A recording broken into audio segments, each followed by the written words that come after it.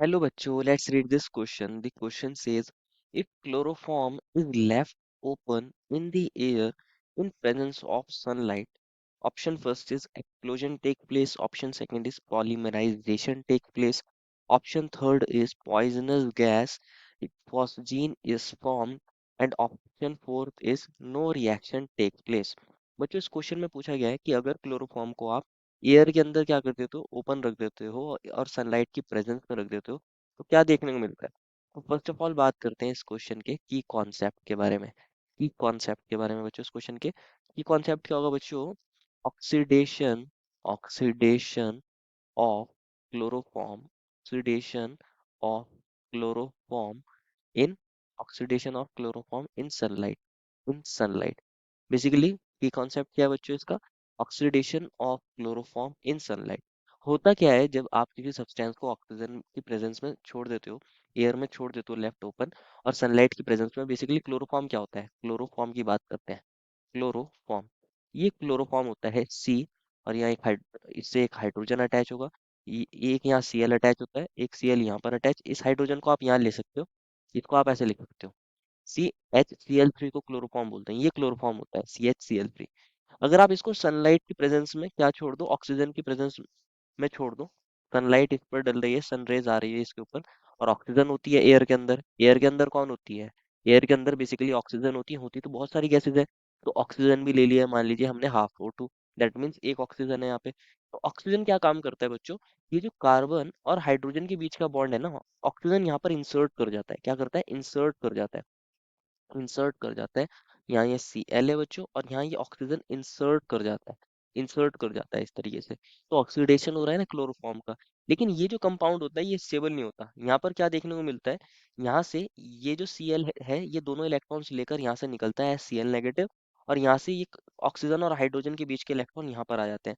तो ओवरऑल यहाँ से क्या निकल जाता है, यहाँ से HCl निकल जाता है। क्या निकलता है? HCl निकलता है, और ये बन जाता है C double bond O Cl।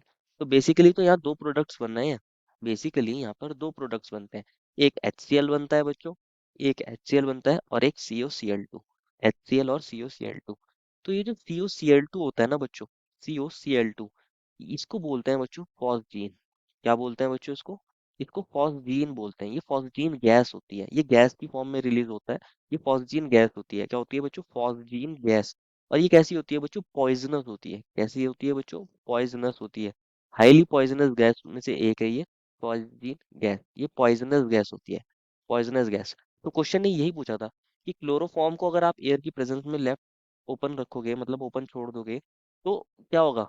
तो होता क्या है, बेसिकली क्लोरोफॉर्म का ऑक्सीडेशन हो जाता है, और देन वो किसके अंदर कन्वर्ट हो जाता है, एक पॉइजनस गैस जिसको फॉस्जीन बोलते हैं, वो उसके अंदर कन्वर्ट हो जाता है।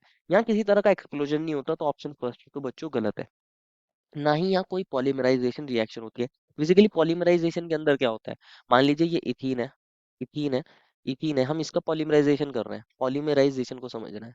पॉलीमराइजेशन, एक एग्जांपल ले रहे हैं। एग्जांपल, पॉलीमराइजेशन के अंदर क्या होता है, बेसिकली मान लीजिए आपने एन मॉलिक्यूल्स ले लिया, तो इसका पॉलीमर बन जाता है, इसका पॉलीमर बन जाता है।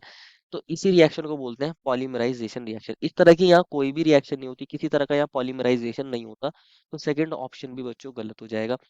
और फोर्थ में बोला है किसी तरह की रिएक्शन टेक नहीं होगी बच्चों, रिएक्शन तो होती है, तो ऑप्शन फोर्थ भी गलत हो जाएगा। ऑप्शन थर्ड में बोला है पॉइजनस गैस फॉस्जीन बनती है, ये वाली बात यहाँ पर सही है। इसलिए क्लोरोफॉर्म को जब भी आप यूज करते हैं बच्चों, जब भी इसको यूज किया जाता है, तो इसको फिर क्या करते हैं, क्लोज कर देते हैं। जिस भी कंटेनर के अंदर इसको कंटेन करते हैं, उस सिलेंडर को क्या कर देते हैं, क्लोज कर देते हैं आफ्टर यूज, जिससे उसका ऑक्सीडेशन ना हो और यहाँ फॉस्जीन ना बने, क्योंकि फॉस्जीन एक हाईली पॉइजनस गैस में से एक है, जो क्या कर सकती है, नुकसान कर सकती है। यहाँ COCl2 बन सकता है, जो हाईली गैस पॉइजनस होती है। तो ये ऑप्शन थर्ड सही है। Therefore, the final answer is option number third. I hope you understood it well and best of luck.